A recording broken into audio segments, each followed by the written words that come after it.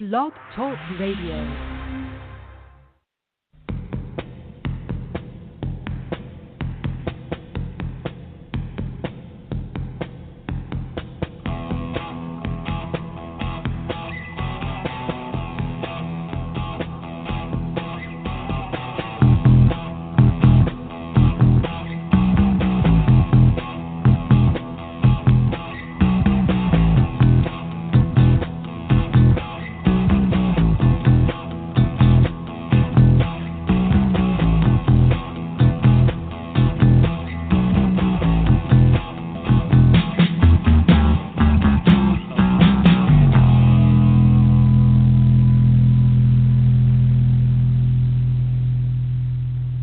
You're listening to Night Thoughts, the Cars podcast with Dave and Donna. I'm Dave, Mr. Steelwool, one of your hosts, and joining us is the very pissed off with sunshine and rainbows, Donna. Oh my gosh! And why are you pissed off, Donna? Because I can't ever seem to get this mic set up to work well. I tested the mic like an hour ago. It worked just fine. Now I go to get on, direct connect to the call, and I test the mic, and Blog Talk Radio doesn't recognize the mic, but my laptop recognizes the mic, and so I don't know what the deal is, and it makes me really grumpy. Maybe you need to change his name to Chuck, Phil, Chuck, Hank, instead of Mike. That was so not happy making. Well, hey. So I'm tempted to try to direct connect anyway and see if it's just the Zynga mic test thing, or if it's really just can't pick up my mic.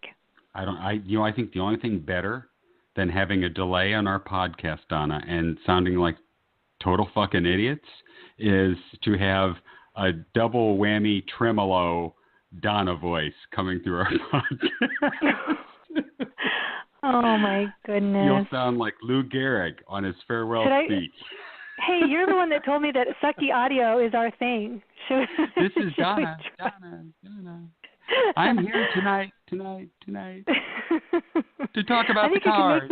You can make me sound all powerful. It's like the Wizard of Oz. It is I like could the totally Wizard of Oz.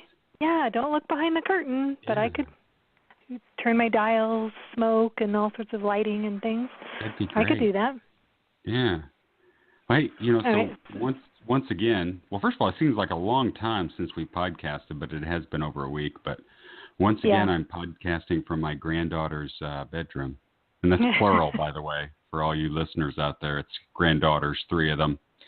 They all share the same room because they come at different times. Well, 2 of them come at the same time, but the 2 are sisters and then there's the other sister. Yeah. I mean the other cousin. And so it's all sunshine and rainbows in here right now. Oh, well. There's no pissiness in here, Donna. I don't know what your neck of the woods, but my goodness. But, so let me give you this little audio thing of what goes on in this room. So you put the kids down to go sleep, and they need their little night music.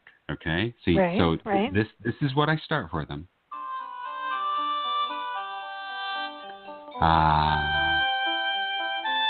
Sleepy time. And then at some point during the night, it somehow gets switched over to this.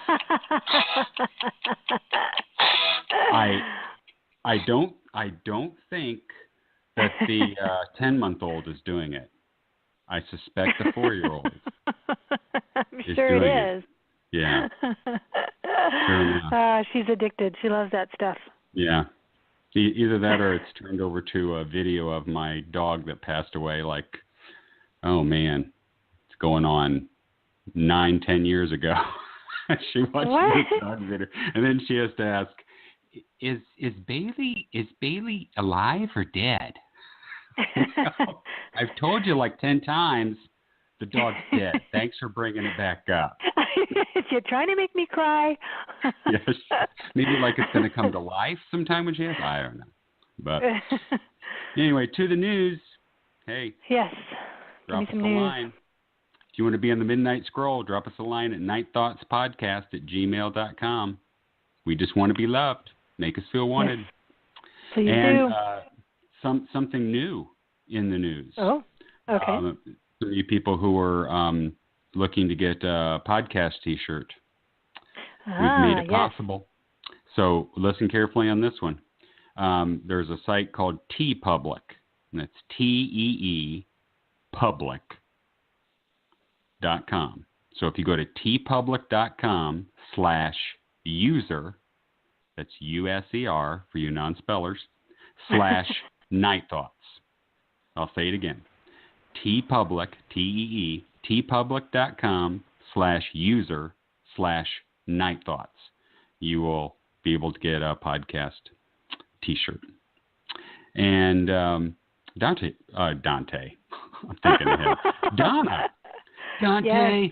Stop invading our brains. Donna, it's the curse. It's the curse. Yeah.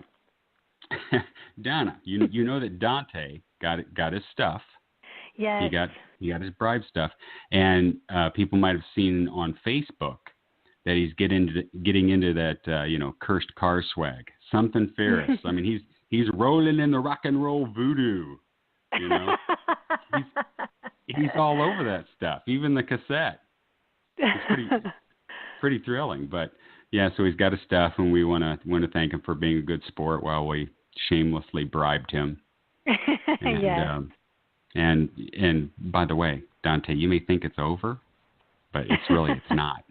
We're gonna start like doing subliminal messages. Ooh, there you go. Cars video, Dante. So we'll just start subliminal, doing subliminal messaging all the time. Yeah. Cars video, Dante.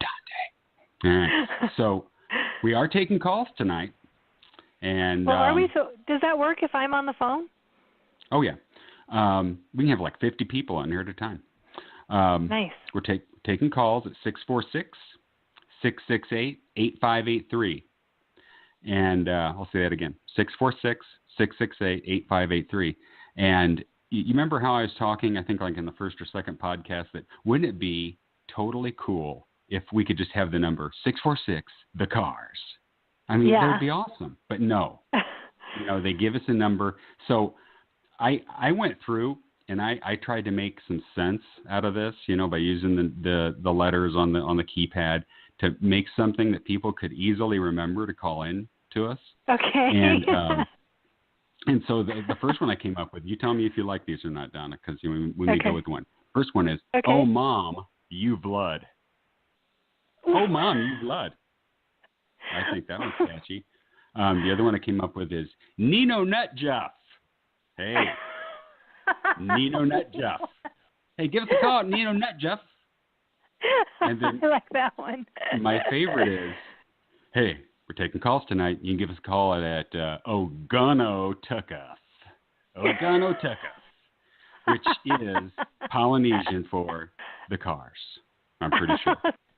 That's the one right there. Yeah.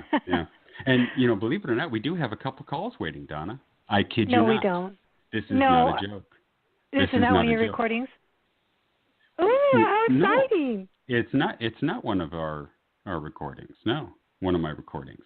It is two actual calls. And I've kept track of who called in first. We've got a 619 area code, wherever that's from. We've got a 503 area code. 503 is Oregon. One of them could possibly be, Rick and the guys calling us from Rick's pad again. Right. We don't know. Right. We don't know. But they are listening to us right now live. So we do have some live listeners too, because they're waiting to get on. So I think that's pretty cool. Yeah, let's chat with them. Let's not make them wait anymore. Really? All right. Let's take the first caller. Yeah, I'm going to take the first caller with that 619 area code. So here we go. Okay. All right. Let me get things. This is, I'm kind of nervous. This is our first time. I'll make sure everything goes right. I know. I'm really nervous too. All right. So here we go. Hello. Hello again.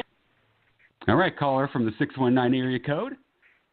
How you doing? Is this Dave and Donna of Night Spots podcast? Well, not Night Spots, but Night Thoughts. The Night Spots Night Thoughts, podcast that's right. went under like 2 weeks ago. Oh, whoops. I just got so excited, Sorry about that. So who are we talking to? Jules. I'm calling from sweltering San Diego. And it's great to talk to you guys. Oh, fantastic, Jules. Hi. Donna, I'm the same Jules who left you a comment on your blog the other day. Oh, thank you so much. Oh, is that the one that said, that said your hair looked like a wig, Donna? Is that the person? Man, you get a lot of guests calling in, Jules. Got a lot of guests. No, she commented on The Edge, on the lyrics for The Edge, right? Oh, okay, yes, gotcha. Yeah. Well, hey, Jules. Yes.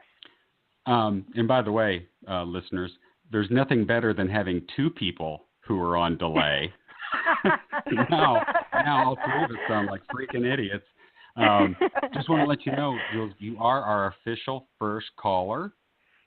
Woo-hoo! And if you either get Donna or me private messages, your mailing address, I'm going to send you a Night Thoughts button and probably a couple other things lying around the house.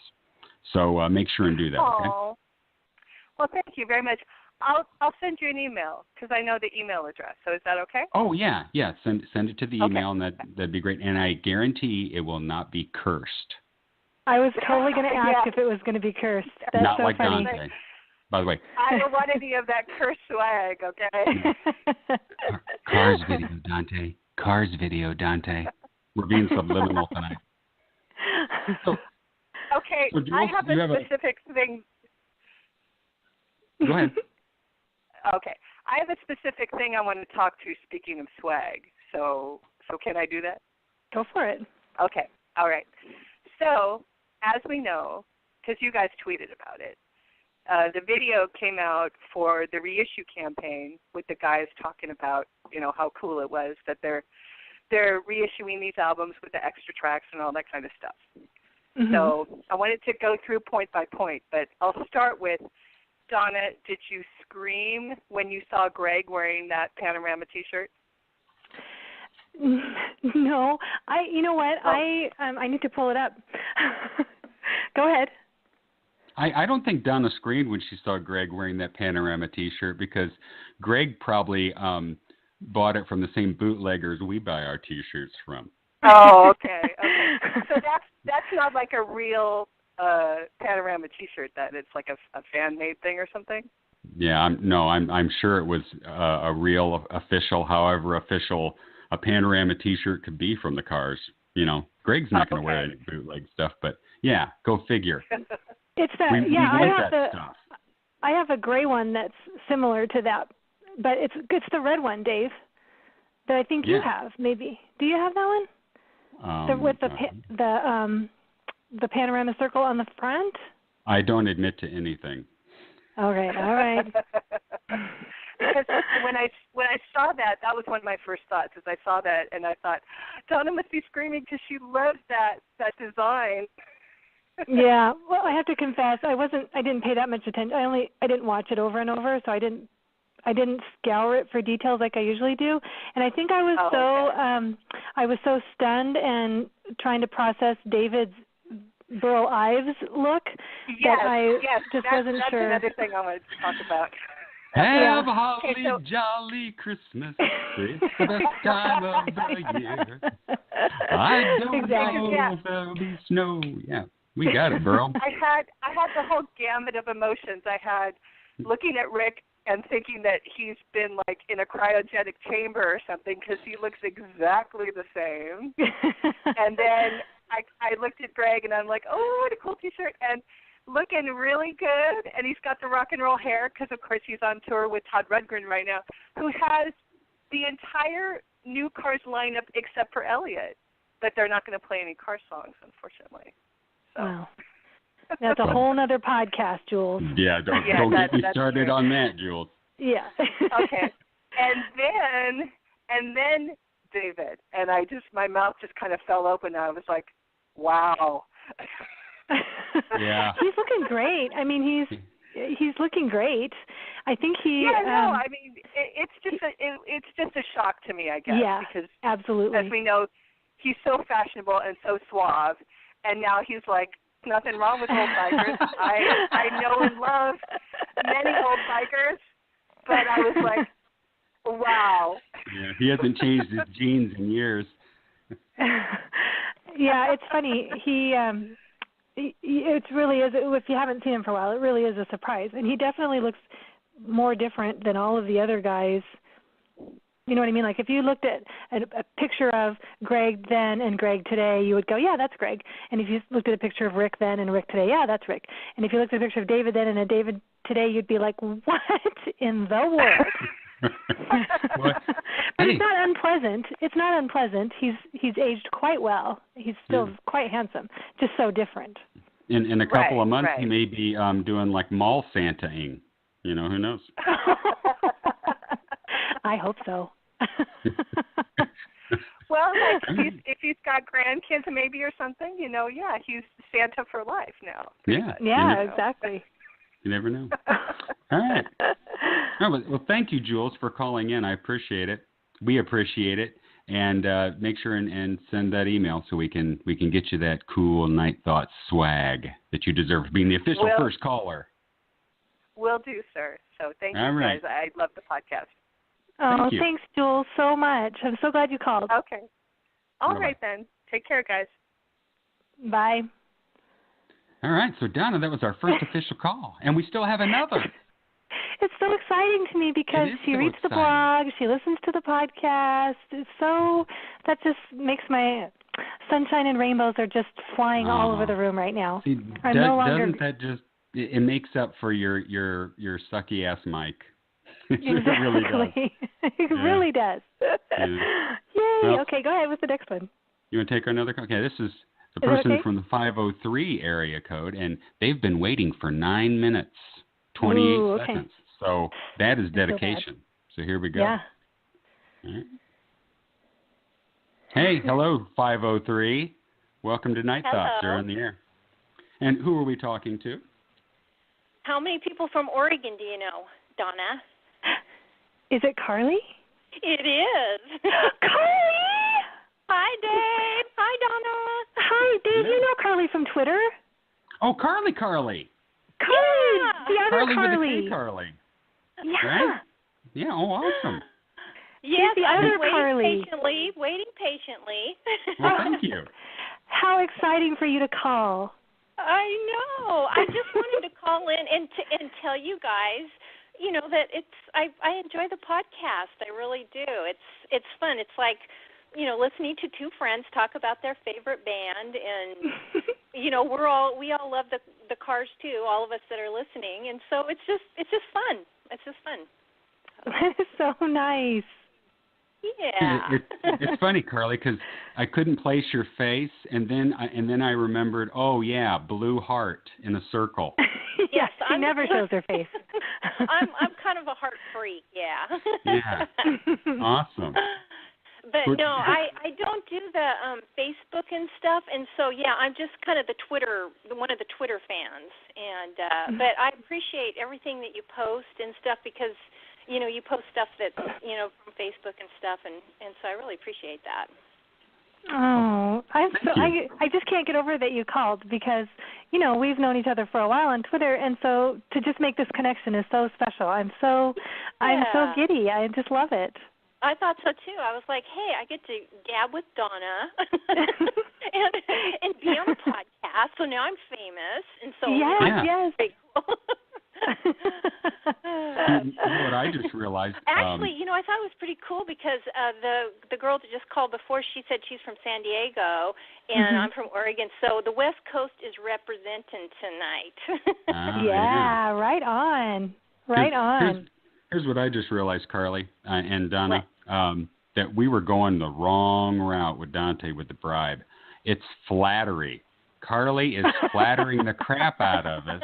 And you know what, we got to Carly? send her something. You can DM me on Twitter. I know I sent you stuff before, haven't I? Yes, you did. Yeah. I can't remember. It was like a bunch of little It was a bail bond. I remember. Bail bond. Well, what I remember is that she sent really you. enjoyed when you guys were talking about, collecting, especially Dave, all of his collection. I thought that was pretty interesting. I'm not a big collector myself. I have a pretty good shot glass collection going that I've had going for years. Yeah, but just wait a second. You're talking about just old dirty shot glasses around your kitchen sink because you're too drunk to wash them. That doesn't count, Carly. Load them in the dishwasher. Yeah. I got to clean those shot glasses one of these days. There was from all people, since I don't travel that much, friends of mine that travel, I've got shot glasses from all over the world where I actually haven't been, but people knew I collected them, so I've got a pretty good shot. So do you have a shot glass from Hannibal, Missouri that says Injun Joe's Cave? I don't. Do you? Well, I had a spoon for my grandma. I did talk about that last week. So, I figured if they make spoons, they got to make shot glasses with that stuff on. I thought the spoons was so funny. Oh, gosh, that was funny. Yeah, you guys really crack me up sometimes. And also, Dave, I want you to know I wanted to hug you through the computer when you were talking about your first, hearing your first song with the Cars, and about it's an orangey sky always. It's always some other guy. Poor Dave. Poor little 14-year-old Davey. I really wanted to give him he needed a cyber hug after that. I thought. Poor little. I'm never going to get to first base, Davey. Hey,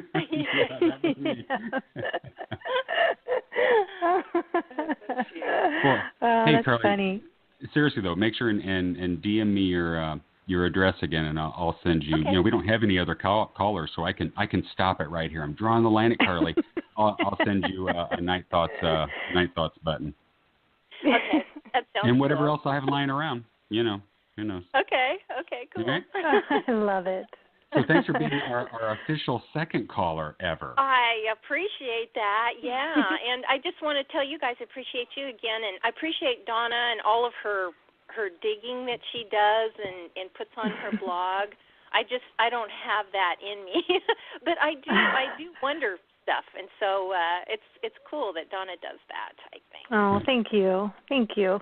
Well, and anything you're wondering about, email us questions. We'll tackle them.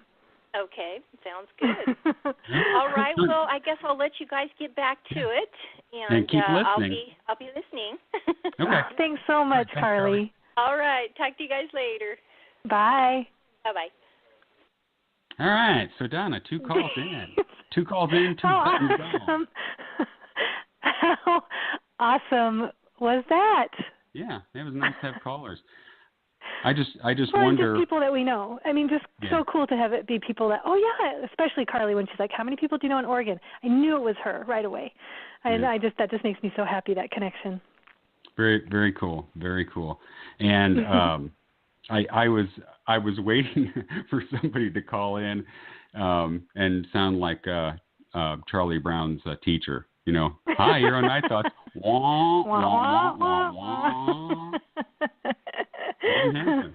All right. No, so far so good. Yeah. All right, well, hey, let's get down to it. Our episode 9 already. Yeah, and, almost double digits. Called Up and Down, the Cars album. So we're going to be talking about the artistic and sound progression of the Cars studio albums over the years. Yes. So yes. I'm when you brought up this topic, I have to admit I was a little confused, and I still am a little bit. So I'll just go along with it. But I started thinking, I think it was yesterday, that probably our views on how things progressed are really going to be different because as you know, I'm older. And I obviously discovered the Cars when they came out. And so I've got all these teenage, early 20s kind of thoughts that were, going through my head at the time when the albums came out. And, you on the other hand are a person who discovered them later in life. And I don't think you've ever discussed what order, the albums that you got or whatever. Maybe you can cover that tonight. But I want you to kind of give us a rundown of what we're going to be talking about. Okay, well, it's funny that you say that because I considered that too, that you experienced it all in real time, where I have gone back in hindsight and, have experienced it that way. My husband has a bunch of cassettes, I think, of the Cars, and we had like the greatest hits CD, but I wasn't collecting. My first, as far as what I bought in what order, the first thing that I got that was officially mine during my time of obsession was the Cars box set that came out last year for my birthday. Remember that? Yes. That's how you and I connected, because I had tweeted that. So I just started from the beginning, and I listened, and I obsessed on each album in order until I was done obsessing on it, and then went on to the next one. You know what I mean? So I listened to the debut album for weeks, and then when I felt like I was full of that, I moved on to Candy O and so on. So I'm going to take a guess, Donna, that you're the type of person that you sit down at Thanksgiving and you got your turkey, you got your taters, gravy, you got your stuffing, you've got your cranberry sauce, and first thing you dig into is that cranberry sauce, and you eat it all until it's gone. Then you go over to that green bean casserole, and you eat it all until it's gone. Then you go to the mashed potatoes and eat it all until it's gone. Then you end up, finally with the turkey. Is that the kind of person you are? Maybe. Is there anything wrong with that? No, I'm just thinking, you get in and you finish it, and you're all in it until you go on to the next thing. I kind of am like that, yeah. I mean, I can also be pretty methodical. Like, you give me a box of Runts, for example, and I have to separate them all out by their little separate fruit. You know what Runts are, right? Candy. Oh, I love Runts. One of my favorite candies, yeah. Okay, so I separate them out by their little fruits, and then I eat them until, like, if there's more of the little green apples, I'll eat those until, find out which one has the fewest, and I eat until they're all equivalent, and I eat one at a time from each fruit flavor and get them, going, reducing by number equally. Wow. So I have that part of my personality too. They should just make that candy just all banana, because I love the banana. No, I give the bananas away to my daughter Sarah. She gets the banana. What's the matter with you? That's the best one. No, can't do it. The purple's my favorite. Really? And and that's the fewest. But yeah, I love Runts. I get Runts a lot.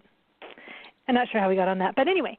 So yes, that was how that's kind of how I've gone about listening to all the Cars albums, and so for me, because I went in order like that, and all in kind of a, within a year or so, less than that, but kind of in a little bubble like that, I'm sure my impressions are quite a bit different than yours.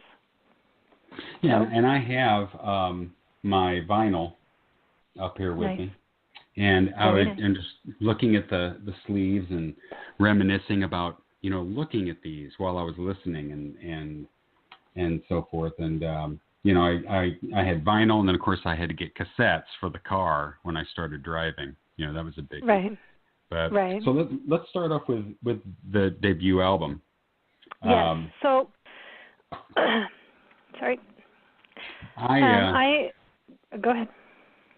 No, I was going to say, we talked about before the first time we heard the Cars, and of course, my time was obviously this album and listening to Good Times Roll.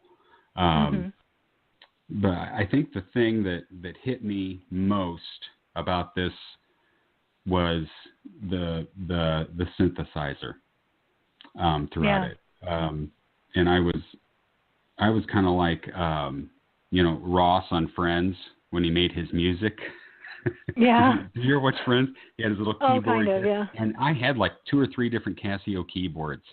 So, I guess my early Cars hero was Greg Hawkes. But that's what initially drew me to this band and to this album, was that just that real synth heavy kind of stuff. It was new. It was in my neck of the woods. It was new. And then, of course, as far as the songs were obviously different than anything I'd ever listened to before. And I think I said before that, early on, I didn't realize, at least in the debut album, that there were 2 different singers. I thought that when Benjamin sang, it was just Rick with a head cold. You know, so I just thought it was Rick with a more, you know, deeper voice, and you know, maybe he wasn't feeling that well that day or whatever. You know, that's kind of what I envisioned. You know, and even though it says right on there, you know, Benjamin Orr, lead and backing vocals and so forth, and you know, that's what I thought. Oh, and hey, by the way, listeners, it says here in the bottom of this, for information about the Cars, write the Cars, P.O. Box 107, Carlisle, Massachusetts, 01741. There you go. You think that's still valid after 40 years? Give it a try, huh?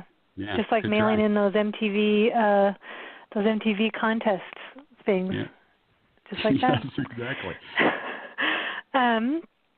Well, here's the thing. Okay, so I just have a couple thoughts. And, of course, the usual disclaimer, love the Cars, love everything the Cars. But within that love, you know, there's going to be opinions shared that, you know, might sound like less than obsessive, and that's okay because I still love them.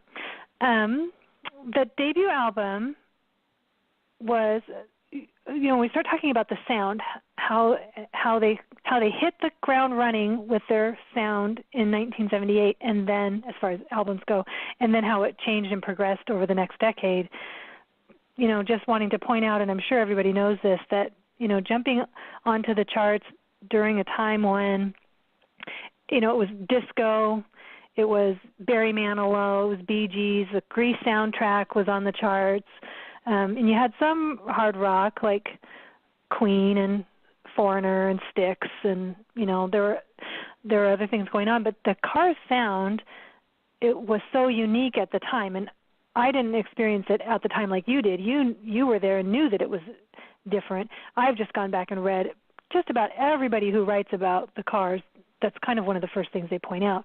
There were, you know, this new sound, this combination of sort of a punk rock, new wave, you know, coining a new term, kind of genre that they were helping to create.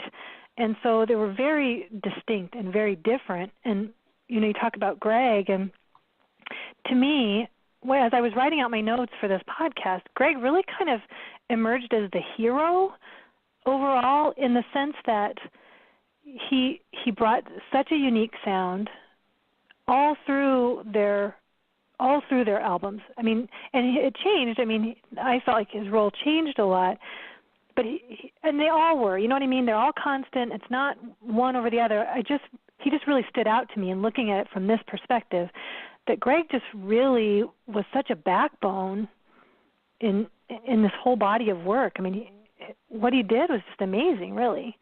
Yeah. And pointing out, too, that he's the only one with a writing credit besides Rick. All the songs were written by Rick, except there were 4 that Greg got a writing credit on, which to me is significant when you think about that all of the albums, all the songs are written by Rick, except those by Greg and or with Greg. And even like in the deluxe CD, when they do the demos, some of the demos that were just recorded, there was at least, I think it was Moving in Stereo maybe, it was recorded just with Rick and Greg in Rick's basement or something. Or, you know, you can just really tell that their collaboration was quite strong through their whole career, and I think still is probably. I mean, huh? Go ahead. I said yes, I think so. Yeah, and the thing about this album, along with the music, I mean, the music was very mysterious to me, and the look, I mean, just what you could get from the album, you know, a very mysterious looking band, and they talk about how in the days when they were trying to make it, they didn't have a cohesive look, and that they were all over the place, and this look that they have is, you know, it's very, well, like I said, it's very mysterious. It's very rock and roll. David with the leopard print pants, which would be a great look for him now that he's got the Burl Ives thing going on. But, but you know, you got Greg with the suspenders on, and Elliot with a little vest, and Benjamin wearing suspenders, and you know, Benjamin and Greg dressed alike a lot. A lot. Yes. Which, I mean, I guess they shop the same place. I don't know, but I don't know. Well, I just posted a photo today in the Fanorama where they're wearing matching shirts. Yeah. Right? Did you see that, the black and white? Yeah. And then, and of course the geometric design shirt that I love. They each have one in black and one in white, or whatever. Interesting. And this photo on the back of the album, still to this day, I mean, it confused me when I first saw it at 14. It still confuses me today. I don't know what they're trying to convey by this weird photo on the back. And I know the band didn't really care for it either. It looks like they're running from the law. So, I don't know. It's weird. Yeah.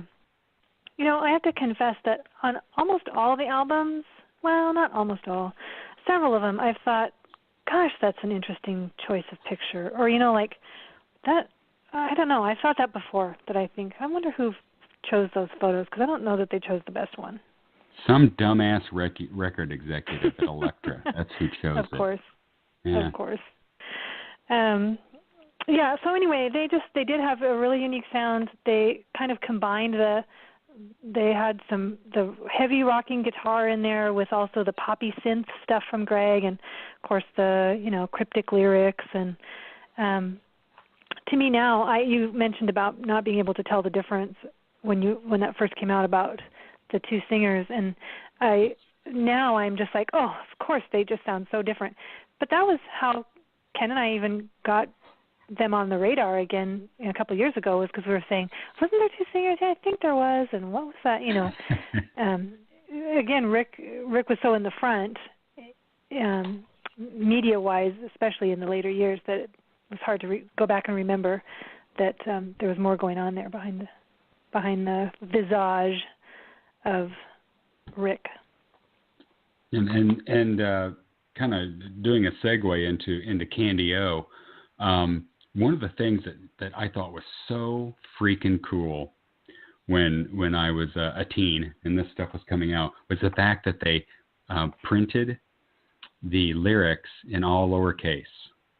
And I just thought, grammar Nazis, screw you, And well, I guess it wouldn't be under grammar Nazi, but I just thought that was so cool as a kid, and the fact that they continued that, throughout all their albums, and really it's a Rick Ocasek thing, when it comes down to it. But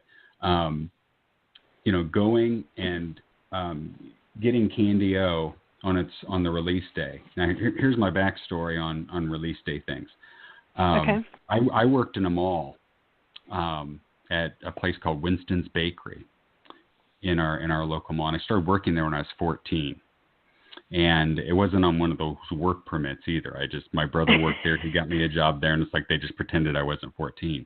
But in the mall was a Music Land record store. Oh, yes. And I can't remember the manager's name anymore. The guy was so damn cool. He would let us bring in old albums and old cassettes, and we could trade them for brand new stuff. Okay? And so wow. We'd bring all of our old stuff and we didn't want anymore or whatever, take it up to him, 1 for 1, trade them off. And basically what the guy was doing was he'd send them back and say, these are defective, send them back. But oh, no.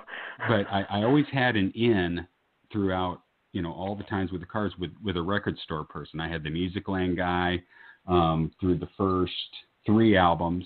And then after that, up through Door to Door, I had a buddy who worked at another record store called Apple Tree Music, I think it was. Okay. That I would, it was, it wasn't like widely known when a record was going to be released, but they filled me in on when it was going to be released, so I got them on release day. And nice.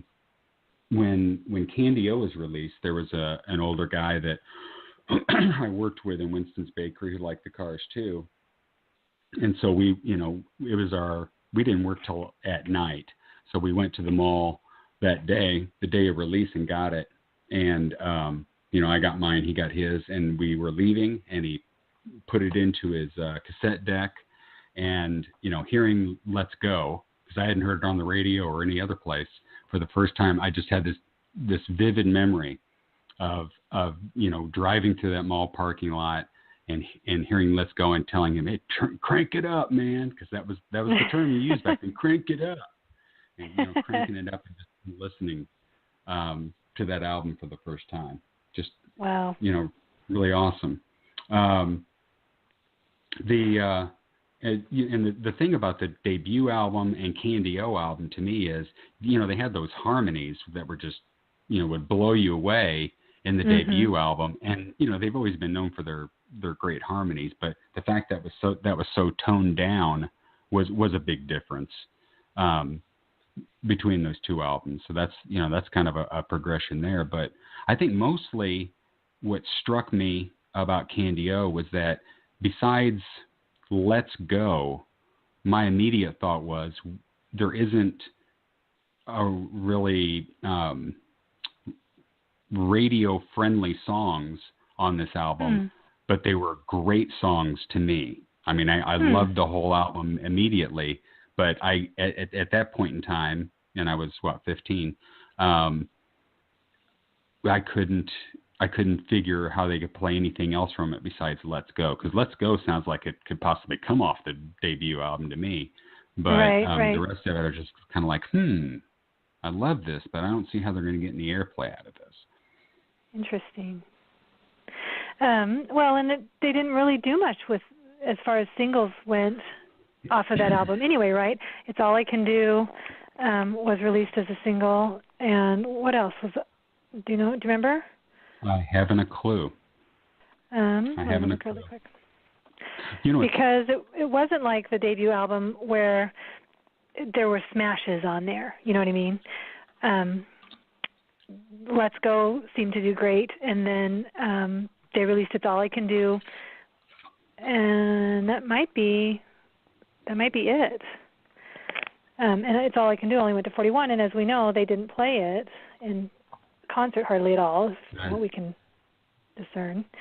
So it's interesting. We have to do a separate podcast about this, but it goes into that question of promotion. I mean, I haven't researched that very much. Who knows how hard they promoted Candy O? I don't know. They toured not even like crazy, because other bands tour like crazy. They just toured, I guess. But I don't know. Just an interesting question. How hard did they try to promote it? I don't know. Yeah. An interesting note on It's All I Can Do. Yeah. You've got the noises that come through on that from, I'd be my guess, Rick moving his fingers along the fretboard, along the strings of the guitar while they're playing. Okay, yeah. And, I listened to that album most on cassette. And I always thought those string noises were part of the song, like it was something Greg was doing. And I play guitar. I couldn't even figure it out. But it wasn't until I think I got Candy O on CD that I finally recognized it as, because I never had the best stereo equipment, that I recognized it as fingers along guitar strings moving to the next chord. So I was like, holy crap, all this time. But there's lots of stuff like that. I think David Robinson has even said that that there are things on there that people think are something Greg is doing on there, and it's really some aspect of his drum machines. Some noise that he was making. So. Yes. The other one that they released, I guess, was Double Life. That was released off of that album, but I don't think it went anywhere. You mentioned. Oh, actually, I want to go back to something you said about them doing all lowercase. It's interesting because Rick's lyrics and prose book is all lowercase, but because he says it's a Rick thing, but in the images of his written songs, he writes in all caps. All caps, yeah. Isn't that crazy? Yeah, so isn't that? I know. I love little quirky things like that. That's interesting to me. So, what do you think of the band look during that time, the red and black color scheme of the whole album? Of Candy O? Yeah. Yeah, I like it. Yeah, and seeing that, I just thought, man, the cars are cool. Yeah, right. That's just. That's when it really. they didn't look, that cool to me on the debut album. But when Candy-O came out as a kid, I was like, these guys are cool. Yeah. Well, the pictures are so much better on Candy-O. Yeah. They are yabba dabba shooby doo cool. That's how cool they are. Nice. Yeah. Yes, very cool. You mentioned about Let's Go being a possible candidate. It sounds like it could have come off of the debut album. And to me, one of the connections between Candy-O, the debut album, and Candy-O is that I felt like their sound was really consistent in that, obviously the songs are different but it was still sounded like the Cars. The debut album Cars sounds just like the Candy-O album Cars. And it's interesting because several of the songs on Candy-O they had available to them at the time of the debut album. And so, there's a handful of them on Candy-O that were all written, I think, all in that same time period.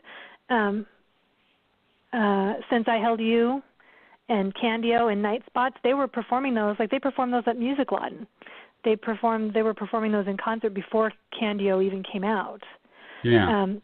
And there was an article that I read, and I think it was from a 1979 magazine, and I can't remember off the top of my head, but I do remember them saying that You Can't Hold On Too Long, they had already had that before doing Candy-O as well.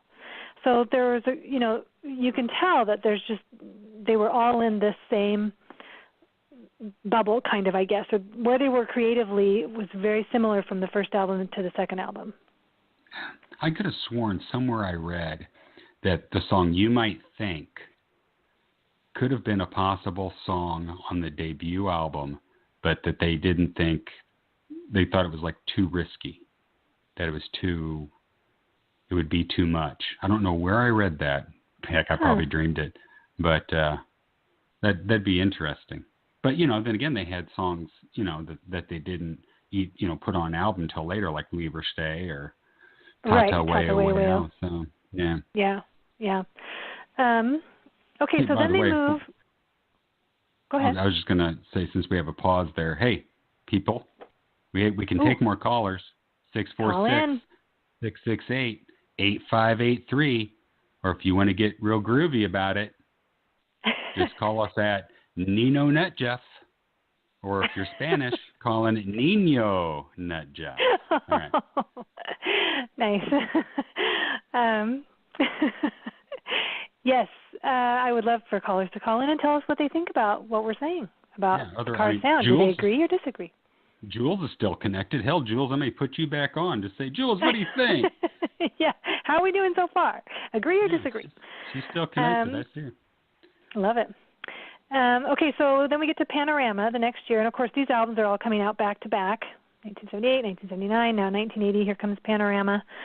And, of course, the critics seem to freak out. I'm looking at it, obviously, again, in hindsight, reading back through all of, researching, and everyone's upset that the Cars took this dark turn with Panorama, and it's just, what a drag. And I, of course, do not see that at all. It is I think that's album. when they had the voodoo priestess groupie was falling around. That went all must dark. have been when all that. Yeah, no, I think it's great. Now the sound. Okay, well wait. So you tell me first. So you tell me your impression now you're 16, right? When this comes out, what's your impression when you hear this new album from the Cars? I remember reading, I think it was maybe a Rolling Stone review of the album before it came out, and and it just getting flamed. And once again, here's another memory. It's funny because I have all these great memories of listening to the albums for the first time. Once again in my car, or is in my car this time, and I was going over to my girlfriend's house at the time, popped it in, and my initial impression of this album was that that critic was full of shit. I just thought, and especially when "Give Me Some Slack" kicked in. Yes. I was like, I'm thinking, what in the fuck is the matter with these guys? This album is awesome. I didn't get it. I didn't see where they were coming from. Yeah, good. I did realize that and I've said this before that it was very, very muted. I never liked that about this album, but the one thing that I did realize about it is that Greg's synths, there's a lot more just random noises and kind of spacey kinds of things going on with this album. That it was a product of its time. There was a lot more quote unquote new wavers out there at that point in time, and they, maybe some of the critics thought that was their attempt to keep up with the pack or whatever, but I didn't see it that way. I saw it as them just evolving. At this point in time, past Candy-O, I recognize that Benjamin and Rick were not the same person singing. So I had that appreciation going on. And as far as the album goes, that the whole panorama circle of them all holding the guitar and David Robinson's sweater, I was just like, whoa, these guys are way too cool. Right? They're just way too cool. So it didn't hit me at all. Panorama has never been one of my favorites until it got remastered, and now it's in my top 2. I really like it a lot. And they've got a theme going on with this as far as the look. The physical look, the guys the physical look of them, yeah. The black and white again, just all so cool. I was just looking at the back of the album again. They're just so cool. It's incredible. And I feel like so like I said, how the first 2 albums you could tell were the Cars, and there was like to me in my mind they're pretty linked as far as they sound creatively very similar. Then you get to Panorama, and it is different from their first 2 albums, but certainly not unpleasant. I mean, they've got still just great guitar throughout the whole thing. Greg's synthesizer is different. It's not quite the poppy, hee type of things that he was doing before. Well, I don't remember that lick in any album. Well, you might think I'm crazy. Yeah. See? There it is right there. There it is again, yeah. And the drums, I just like it was a little heavier on the drums, and it just was to me it was just a fuller sound, or just something. But I don't think it's dark. It's not dark to me. It's got attitude. It's got swagger, I think. But I love it. I think it's great. And so to me, some of the best Elliott solos there are on that album. Yes. When you said that, give me some slack. Boy, when that music starts up, if I'm out running, my pace just goes through the roof. I just cannot be still when that song comes on. It's just so great. So you're running and you're yelling at people, give me some slack. Give me some slack. That's right. So as I'm thinking of this too, okay, so you had your first 2 albums, and then to me it's like they kind of like it's like the letter Y. So you're going up the stem with the first 2 albums, and then you take a left off to that side, and that's Panorama. It's different than the first 2 albums, and it has a very distinct sound and mood and attitude to it, and that's great. And then they go to the 4th album, and to me it's like they went back down to the stem and then took a right and went that way and did Shake It Up. Great way to explain it, Donna. Yeah, and I'm holding Shake It Up in my hand right now, and let me tell you, at this point in time, I was 17 when Shake It Up came out, and got it from Apple Tree Music from my buddy there, and listened to it. Great memory of listening to it for the first time, and just the whole look of the album. I loved the black. I loved the new logo. The new logo just blew me away. And then to have Marianne Walsh, who's the model on here. I had a little crush on Marianne Walsh. I remember you saying. With her little shaker going on there. It's like, this album is awesome. And you're right about the why. I'd never thought about it that way before, but yeah, it's definitely more radio friendly. And you know what? Here's another one. I could swear I read something somewhere that one of the things they did while recording this album was listening to it through cheap car speakers to see how it sounds. I don't know where I'm getting this crap from. Am I making it up? Am I nuts? I don't know. But I seem to recall that one sounds kind of familiar. That sounds familiar to me. I don't know where it's from though. You know, it's funny that Rick Ocasek, he has that quote about he's not very proud of the lyrics to Shake It Up. Yes. But you know, Shake It Up was what it was. But have you ever heard the version of Shake It Up that Rick does on his 97 tour for Troublizing? No, I don't think so. Oh my gosh, they rock it out. It's really good. Yeah, you got to look that one up. Yeah, I do not have a clip. No. Okay, I'm writing it down. Shake It Up 97. Yeah, we can maybe post that on Fanorama, find it and post it. Yeah, it's funny. You say that about Shake It Up and him not really liking it, and I remember reading that too. He didn't care for those lyrics. But boy, I remember Elliot saying something like this. Every aerobics woman in the early 80s was, she had her leg warmers on and her perm, and she was doing aerobics to this song. To Shake It Up, yeah. That's right. Yeah. One other thing about that song is, you know, when they get to the, in the song where it's, you know, dance all night and then hear go, go, go. And, you know, I always assumed that was Benjamin with that backing vocal. With the go, go, go. But if you listen to Elliot Easton's solo album, and he does some of those low lyrics, low singing there, it seems like I hear Elliot more in that. And I actually, I can't remember if it was on Twitter, on Facebook, whatever, asked him who does the go, go, go part. And he basically responded to me that Benjamin, with his vocal range, always did the low parts, which I'm still not buying it. I'm thinking Elliot forgot.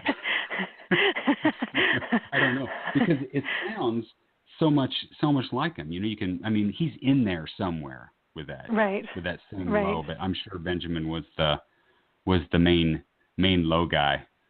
Yeah. Like the guy on the Statler Brothers. Well, not quite you that know what I'm low. talking about? Yes.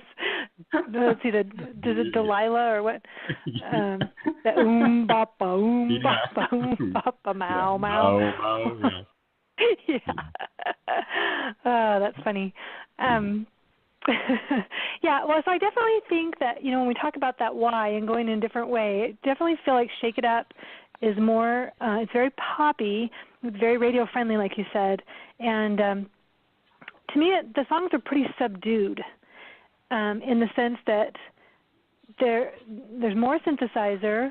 I mean, you still have guitar going on, you still have that, but like the drums seem more programmed, maybe less inspired than some of the earlier stuff where, you know, maybe Dave was doing some change-ups and different things during a song, but these just seem, you know, they just kind of click along.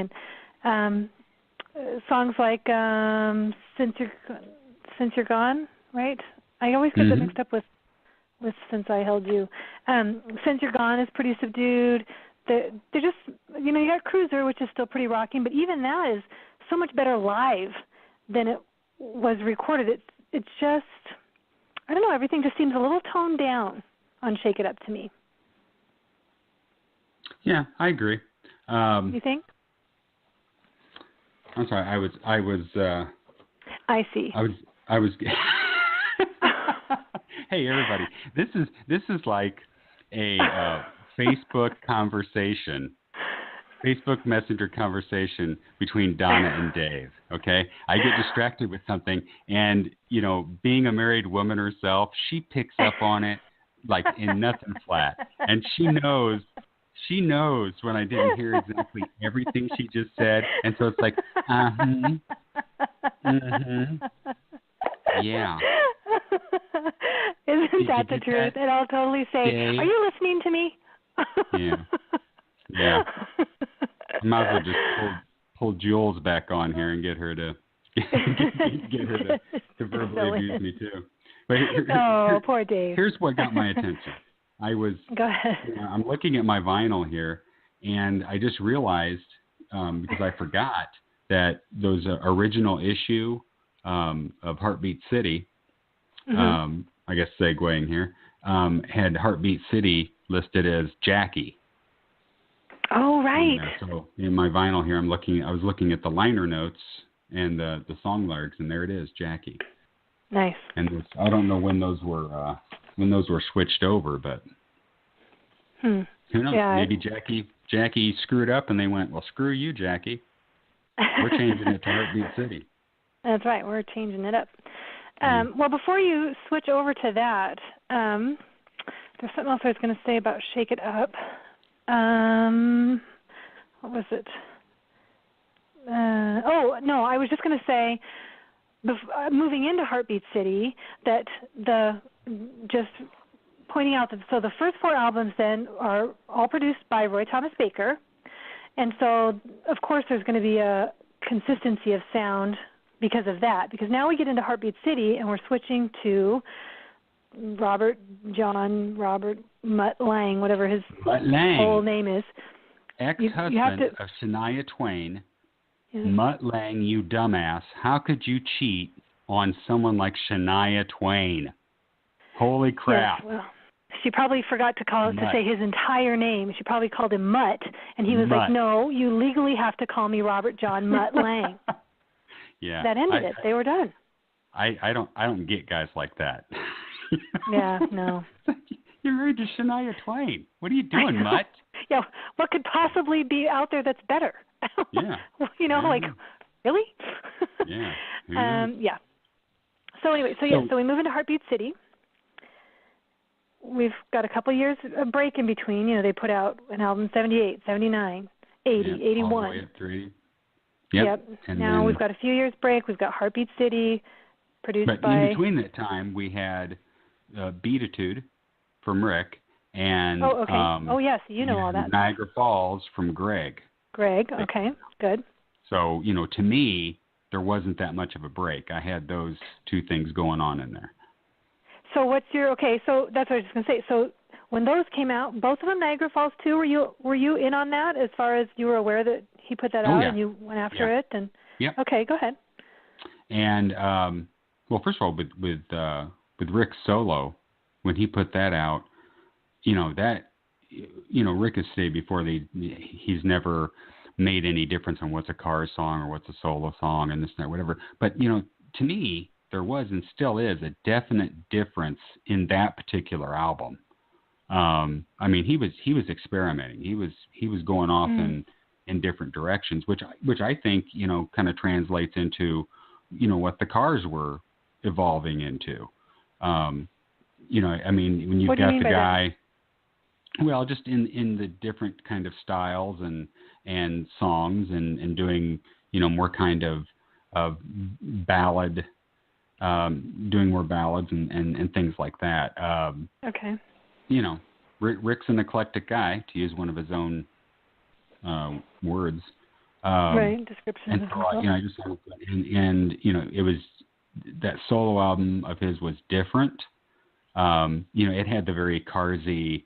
God, why is my mind going blank? Could it be because it's 10 o'clock at night on a Friday? Yeah. Give me something to grab for. I mean, people, that sounds like the Cars. Yeah, well, yeah, pretty much does. But the rest of that album, doesn't sound anything like the Cars. Interesting. And and I liked it. But Greg's Niagara Falls, that's all instrumental, except where he just says, "Jet lag, it's a real drag." Hey, Greg, how do you feel about jets? Well, jet lag, it's a real drag. And I like that. I actually ended up using a cut off of Niagara Falls for a classroom video I made in the 90s. I actually emailed Greg and asked for permission because my school district wouldn't let me use it unless I had permission from the artist, right? Oh my goodness. I'll show you. So I emailed. It was like inside info. If you knew Greg's email address, because this is back in the Frozen Fire email thing days, and so I emailed him. Hey Greg, blah blah blah blah. Just want to know, can I use this song? It was Ants in Your Pants. Can I use this song for a classroom project? And he emailed me back and said, you can use any song of mine you want. And I said, well, I need you to put it in some kind of legal verbiage, whatever, so I can give it to my school district. And so he wrote back, Dave can use any songs he wants off this album, blah, blah, blah. So I actually had to turn in a copy of that frickin' email to the powers that be of my school district so that I could so I could have the music on a magic, a scientific magic show that I did with my kindergartners. Oh my goodness, that is so cool. Show it. Yeah, and it was like at that time they had a public access channel for the school district, so it would loop like every 4 hours, and I'd it's gonna be on again, turn it on, watch it. Yeah, I was really proud of that. And I got Greg Hawk's music, cool. and I was able to send it to him. Yeah. You were able to send it to Greg? No, send it to.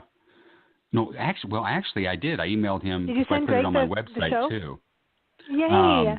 So he could see what I did, but he never responded to me. He probably went, "Oh, great." But no, he loves children's programs and stuff. Yeah. I think. I bet he got a kick out of it. I'm sure he did. Yeah. That's awesome. Heartbeat City. Hey, somebody's coming in. How's it going? No, that's I know. Dave says hi. That was what happened. Live on the air. Hey, how's it going? Yeah. Dave I envisioned a screen door there, Donna. Yes, it was a squeaky screen door. A squeaky screen door? Dave. And your husband was going out to sip lemonade on the porch? No. On a summer Idaho night? Yeah. We don't talk like that in Idaho. Oh. What is that? I don't know what that was. That was a southern Idaho person. And what do you call a person from Idaho? An Idahoan? What do you call them? An Idahoan. An Idahoan. I'm a Washingtonian, though. I'm originally from Washington. A Washingtonian?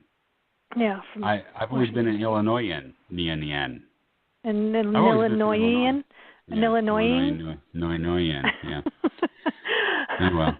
Okay. Anyway, Heartbeat City. When Heartbeat City came out, the big thing that I remember was that they played the crap out of You Might Think on the radio, and I can remember friends telling me, man, when I heard that song, I thought of you, and I always thought that was really cool. That was kind of like my my life soundtrack at this point that the Cars had become. I did like the album, the whole gatefold aspect of it. I thought that was so cool. Yeah. And the pictures inside, and this is heck, you got 2 pictures of every band member, by golly, on this baby. Yes, you do. And you got Ben getting ready to fly the B-2 bomber. I know, he totally looks like, it reminds me of Snoopy and his, what is he? I can't remember who Snoopy is. Here feeling pensive. David is it looks like in this top picture, he's feeling the door to see if it's safe to go out during a fire. Yes. And then he decides, nope, it is not safe. I'm going to stay in the room and die of smoke asphyxiation. Smoke inhalation. Well, either that or he was banging on the door, wanting to go through, and now he's waiting for someone to open it, and they're not letting him in. They said, not with that ponytail, mister. Yeah, that's right. But the whole band so slick and keeps using the word cool, but they just got more cool during this time, and especially Elliot.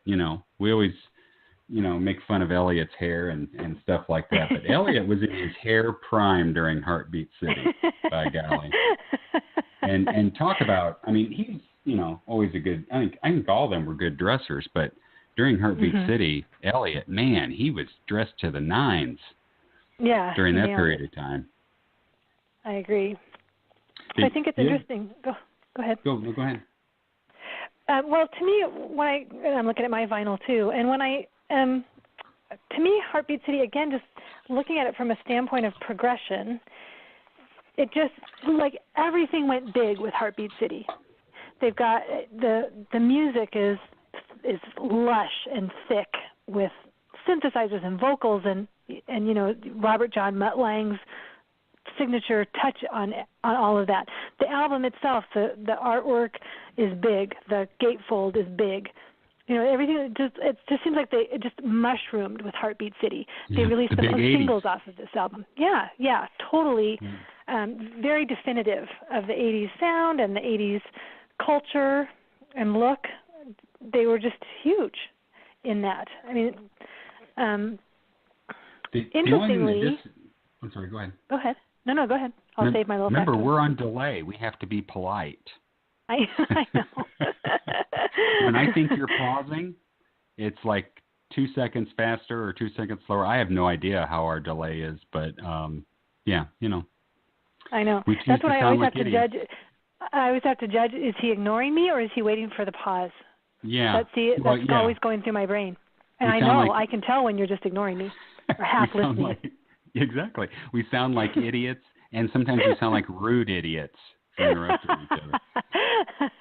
And then sometimes we sound like uninterested idiots because there's just a silence of like nobody has anything to say. I don't like that Dave. He's Mr. Steel Wool. He's just a rude, inconsiderate He's always cutting her idiot. off. And he didn't listen to her at all. I don't like him. I don't know what accent that was. I do not either. It was...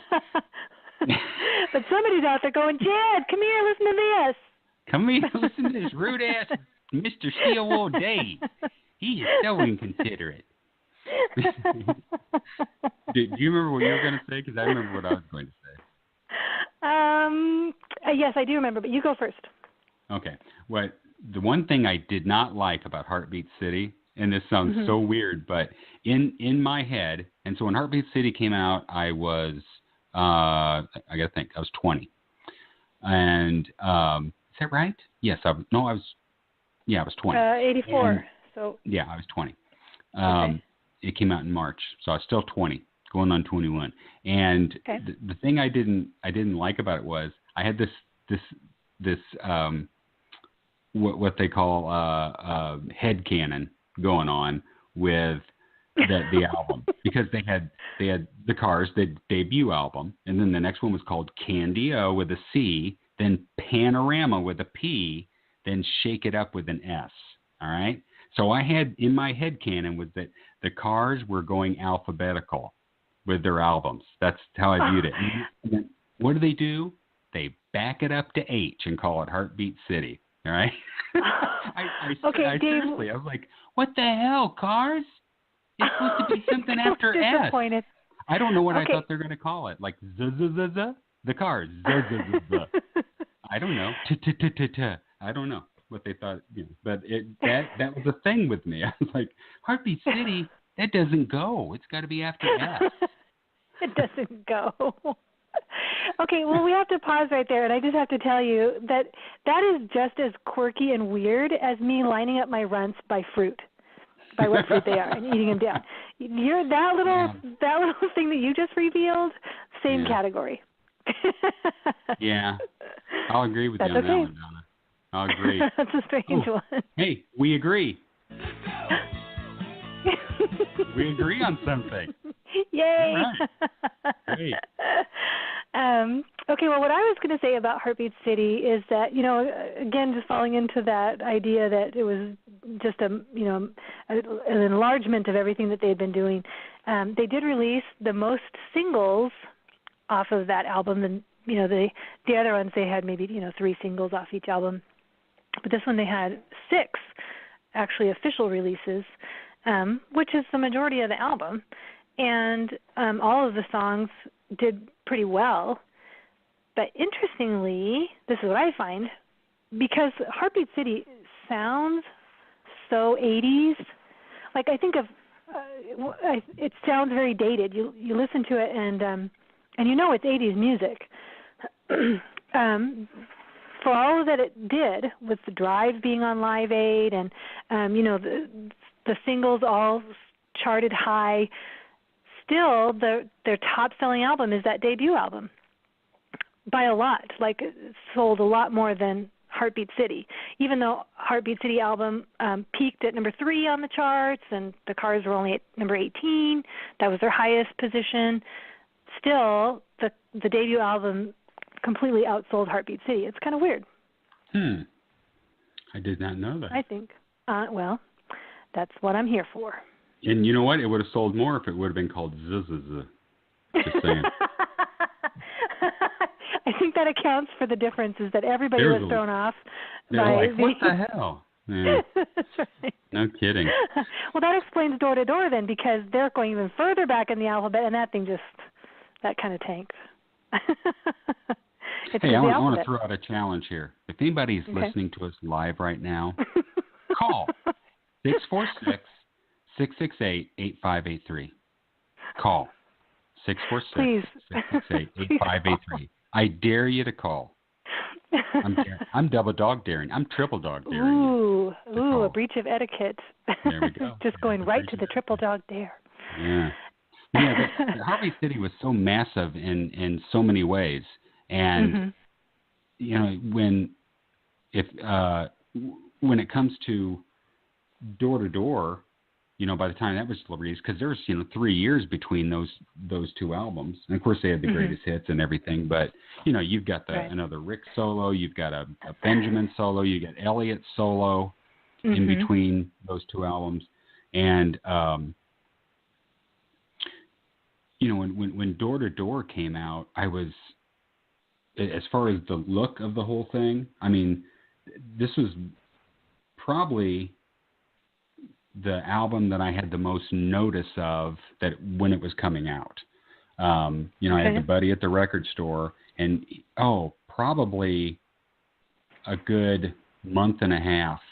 Well, I shouldn't say it's the most, because move like this, I had more advanced notice, obviously. But maybe a month and a half or so before it was to be released, he gave me the trade papers or whatever they got for the record store, and it had it listed. And I was like, holy shit, new album's coming out, and I was all excited.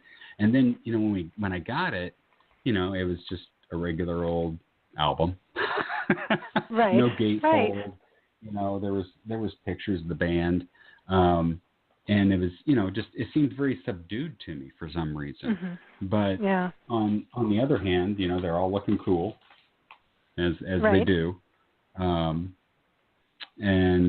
you know, as far as the music goes, it sounded like the Cars to me. But the thing that I noted was, you know, when I was talking about Rick going in different directions or whatever, this album's a perfect example of that. I mean, when you have songs like Everything You Say, I mean, very country westernish almost. That song really blew me away. Fine Line really blew me away. And then, of course, I had no idea that Leave or Stay and Tata Weo Weo were old songs. But those I felt were, you know, from a different time or you know, something new and different at the time. And then finally, Door to Door. Holy crap, that one will kick you right in the ass, that song. I mean, that one really surprised me. It was like, holy shit, these guys sound like the Ramones, you know. What's going on? So it was, you know, it was a pleasant surprise on those points. Yeah. Well, it's interesting to me because, like, if you step back to, like, Shake It Up, listening to that album, I feel like there's a good variety of songs. Like, the first two albums sound very similar. Panorama has its own sound, and it's all very consistent within the album. You get to Shake It Up, and I feel like they've got some different things going on there. I mean, the difference between, like, Victim of Love and Cruiser and Maybe Baby, they all go together on the album, and I get that, but they all really have kind of a different tweak to them. You know, they're kind of different. And you get back to Heartbeat City, where to me, those are then all one consistent arc of style and sound. And then here comes Door to Door again with just this, you know, kind of a little bit here, a little, you know, you got country here, you got hard rocking here, you got heavy guitars on Strap Me In and Double Trouble, you've got Go Away and Coming Up You, which are, you know, adult contemporary music type sounds. Just was really a lot of variety on there. And you're talking a new producer, and the fact that it was produced by Rick and the cars themselves. So right. Very cool. Which Elliot mostly, I guess, has said in hindsight that maybe that wasn't quite such a good idea. I mean, I don't know how all of the band perceives that album, but I don't think it was any of their favorites. And obviously there was a lot of behind-the-scenes stuff going on as well. Who knows what it was like recording together or things like that, if there was tension in the relationships and those kinds of things, Yeah. That is all going to play into it. But which is another podcast. Yes. To talk about those things. For sure. So let's move ahead 23 years, and we get Moved Like This. Okay, wait. One more thing about this, the album cover. Wait, itself. I'm like 15 years ahead, Donna. Wait, I gotta come back to 87. I'm coming back. Okay, I'm back to 87. Get in the time machine. I was going 23 years. Okay, I'm back. Wow. Okay. I thought I was going to do my Wizard of Oz, turning my cranks. Don't go ahead in the future without me. The thing that's interesting about this album art is that they are on the front and the back. For some reason, it just really stands out to me because, on with the exception of Panorama, you've got women on the front of all the other covers. Panorama is just cool with the flag.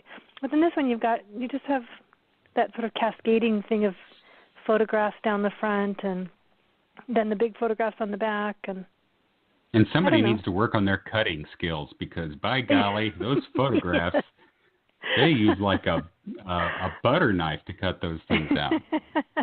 Yes. And the artwork behind the photographs, is that some sort of Dave Robinson painting, do you think, or what is that? I always assumed. I love the painting behind it. I don't know what that big pink thing is, though. Almost I have no clue. I thought it kind of, And so I almost, as much as I appreciate the photographs, I almost kind of wish they weren't there. I wish it was just whatever that artwork is. Yeah, I agree. I wish they had just gone with that, I agree. Totally agree with you now. Yeah, good. Oh, okay, hey, good. We agree. Oh, play the music. We agree. Yay. Hey. All right. It's so funny when you go, we agree. We do. In your kindergarten teacher voice. Yeah. In my granddaughter's bedroom. Yeah, that's great. Yes. So now you can get in the time machine and move us forward. 2011. Okay, we're here.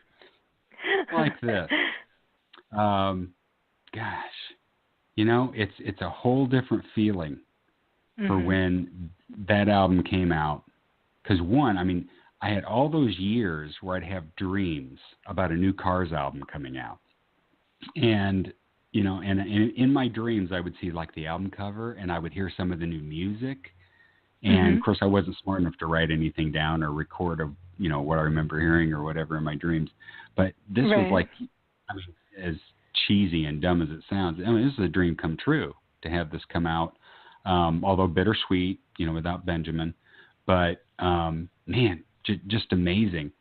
A lot of excitement around this album coming out, and when it did come out, before they released it officially, they put it on SoundCloud for a couple of days, and I was able to listen to the whole album a couple of times through before it even released. So that was cool. Plus they had all those, little demo videos that they put out and so forth. So, and did you see when they posted the photograph on Facebook? Did you see that in real time? Yes. Boy, what that must have felt like. At first, confusion. I was like, hey, what the hell's this? Studying it, like, is this them now? Is this from the past? What is this? It didn't even click with me at first. And the first photo I saw was the picture of the guys with that producer, which he doesn't even look like a producer. He looks like the custodian. That was the first picture I saw. And as I understand it, somebody got in trouble for leaking that picture or whatever. It wasn't those pictures of them in the studio. It was that picture of them standing with the producer. And I haven't seen that, I don't think. Yeah, and then when the official released that picture of them in the studio, I was like, okay, what is? At first, I thought, was this an old picture? What's the deal with this? It didn't click at first until somebody, hey, Because So, it just seems so far-fetched. yeah, you wouldn't expect it this late in the game. Yeah. Rick was quoted as saying in the late 90s, I'd rather have, I can't remember how he expressed it, something, I'd rather have endless diarrhea or something diarrhea than to reform the cars. It was some kind of quote that makes like me that. sick So to my stomach. Yeah. Well, it's diarrhea, Donna. Of course it's going to make you sick. Well, not that part. We don't want to envision our musical heroes with diarrhea. I mean, Well, yeah. Well, okay, let's move on. Before you get too far down that road.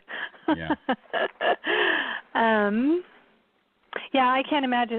When I saw the Facebook photograph and kind of read about the excitement of that being posted and everybody kind of going, what? I just thought, I wish that I had been able to experience that, because that must have just been such a rush when you figured out that they intended to put out a new album. Yeah, very cool. Did you have Benjamin issues with it? You personally? I didn't. No, I did not have Benjamin issues with it. I didn't understand the Benjamin issues. There was a lot of. It's kind of like Trump. It was like, not my president. When that came out, because there was a lot of people like, not my band. No Benjamin. That's not a Cars album. I'm not going to get it. And I posted a lot. To people, say, listen. I understand how you feel. We all miss Benjamin Orr. Right. But trust me, this isn't an album you want to miss because you're hung up on Benjamin Orr. Right, trying to take some kind of high ground or something.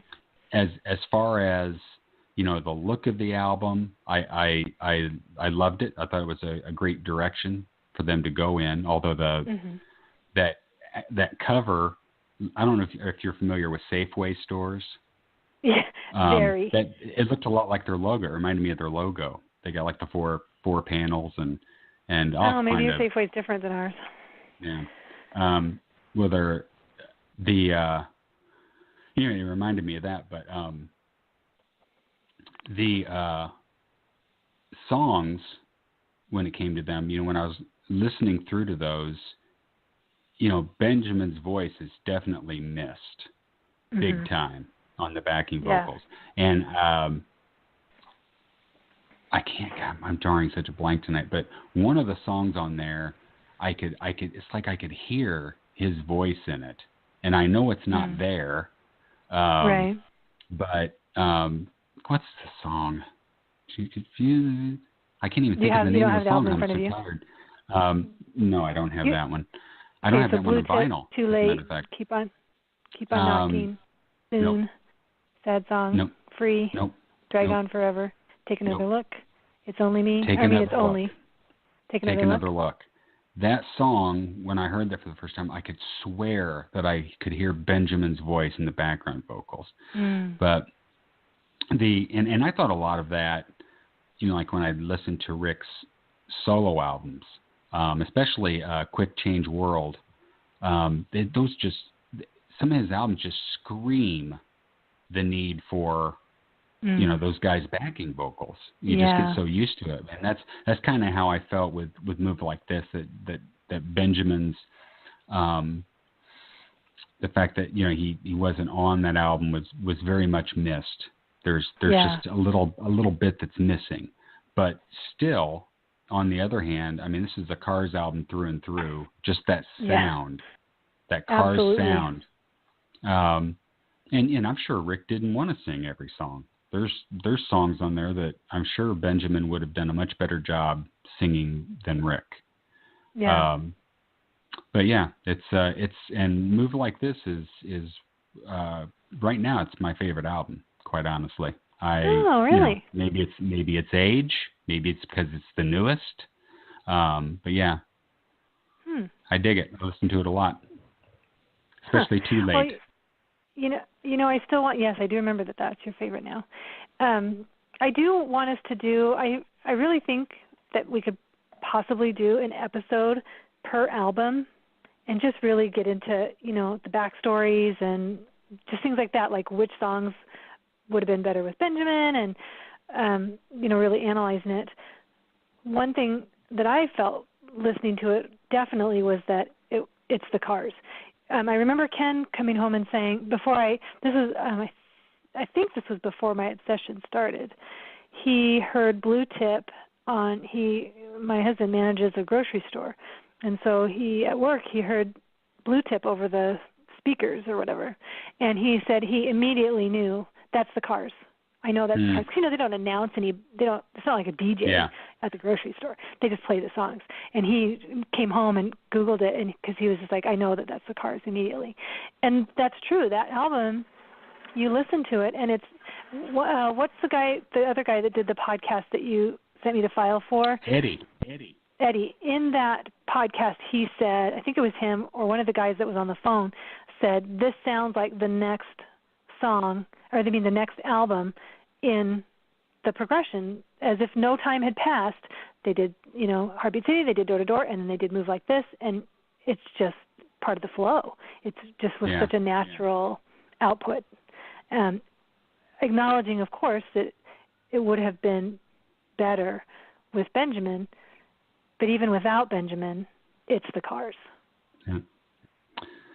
So, That's yeah, I feel kind of somber now. Talking about because of Yeah. Because now I'm thinking about Benjamin, which leads me to think about Bob I Love, which makes me think about 14-year-old Davy going out to the fair. All those emotions rising up in you again. All those emotions rising. Carly's crying for you right now. I know she is. You're breaking her heart all over again. Hey, Donna, believe it or not, we are getting short on time. We need to get to the Midnight Scroll.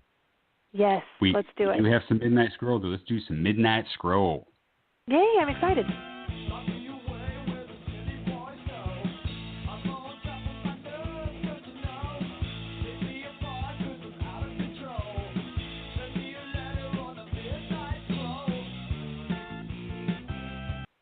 All right. Awesome. So, hey, our first email, and I'm gonna say his whole name because by golly, he has his whole name on Twitter. Our buddy Jake Beamer. Yay! Hey, Jake. Hey, Jake.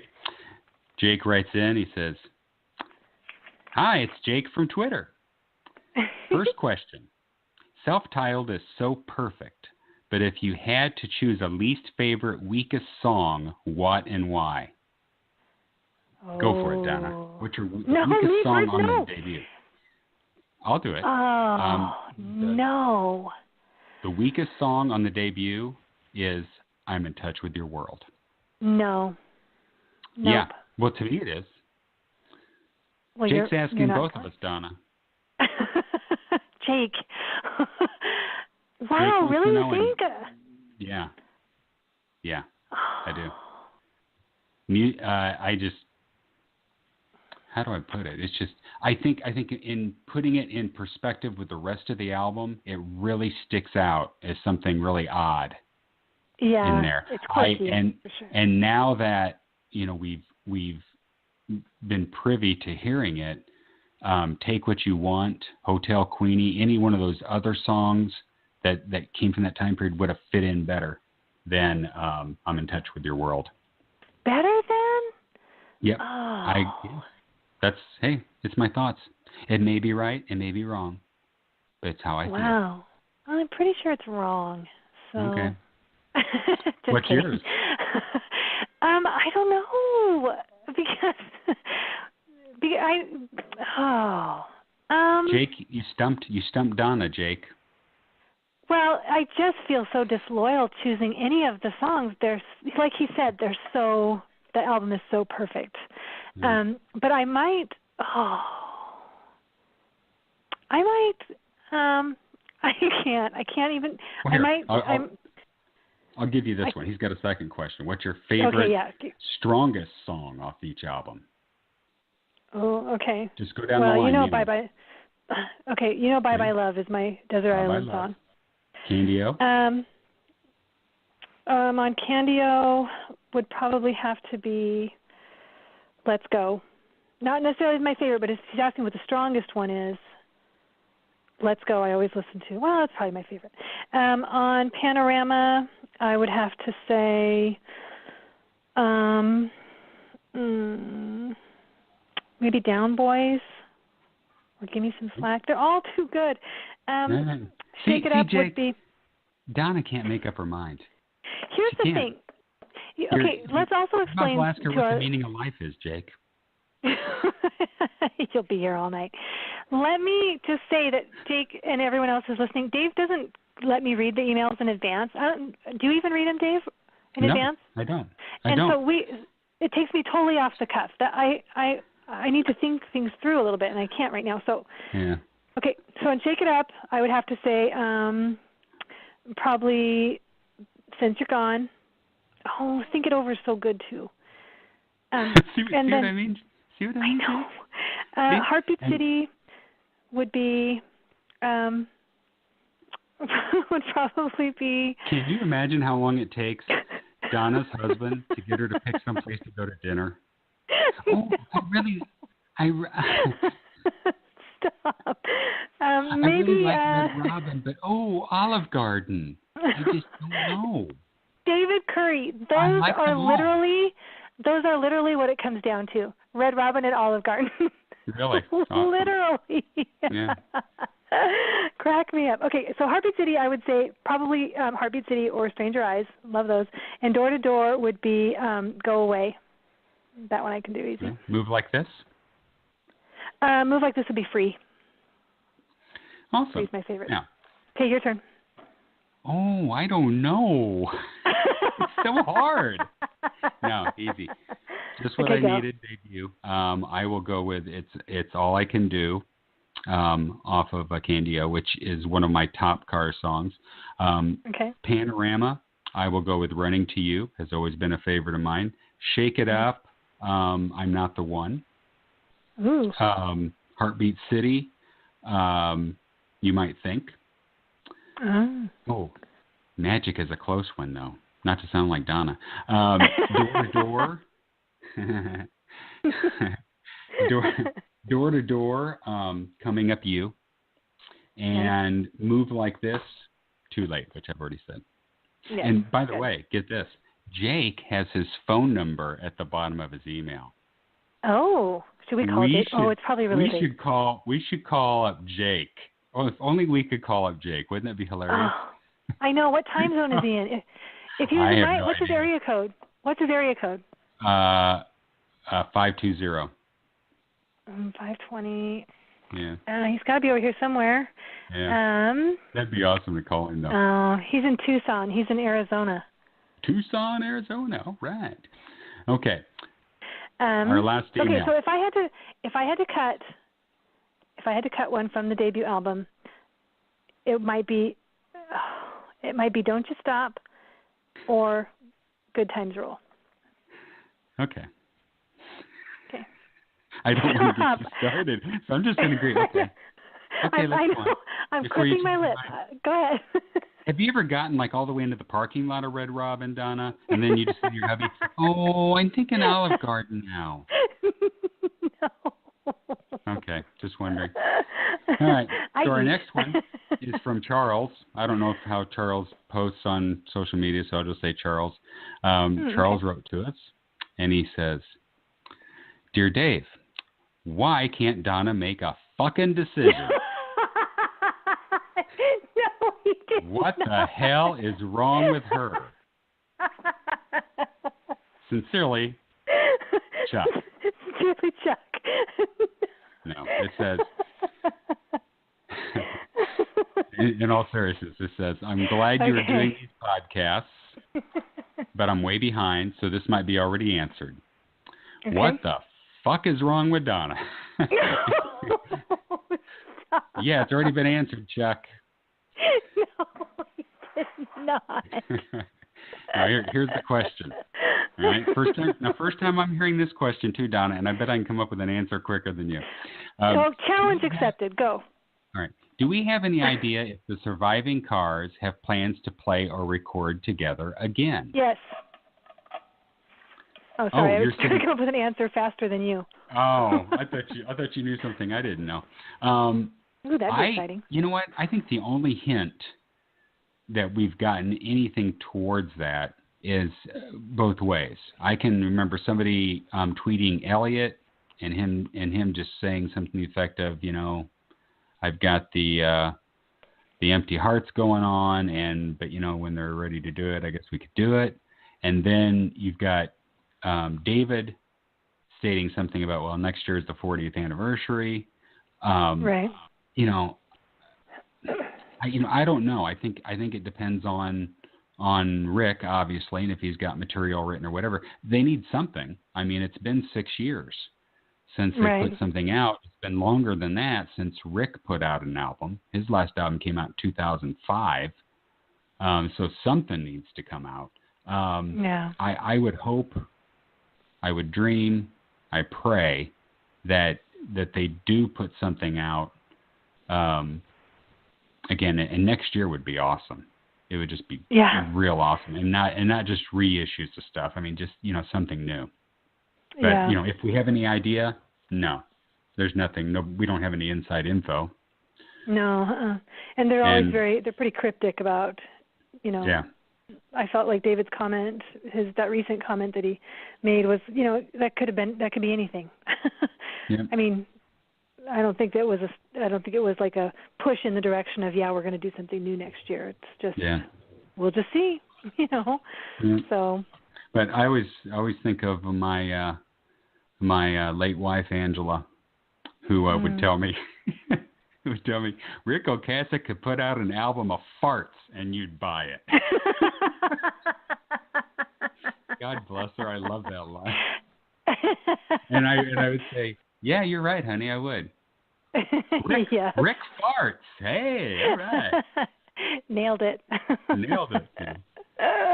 All right. So that was our midnight scroll. Thank the two people for writing in. I appreciate that. Donna, wrapping it up, where can listeners find you? Ooh, you can find me on Twitter. Besides Red Robin and Olive Garden. One or the other. You can find me at Sweet Purple June on Twitter. You can find me on Facebook at Benjamin Orr, Sweet Purple June. And I also write a blog about Benjamin Orr and the Cars called sweetpurplegune.wordpress.com. Come find me. Yeah. And I'll just admit that I kind of snickered when she said colon again. I'm sorry. I know you did. I knew you did. It's hilarious. Why don't you just throw a slash in there instead of colon? I should. Yes. Yeah. I may change that simply to stop you from acting like a pre-adolescent whenever I say my Facebook page. Yeah. Well, you guys can find me on @night_spots on Twitter, and you can find us both on the Fanorama page. And once again, thanks to everybody who called in, Carly and Jules, and everyone who stayed to listen this long. And one last thing before I go, I'll say again, if you're those people who want those podcast shirts, tpublic.com/user/nightthoughts. And Perfect. If you want to go there and get one, you can pick one up now.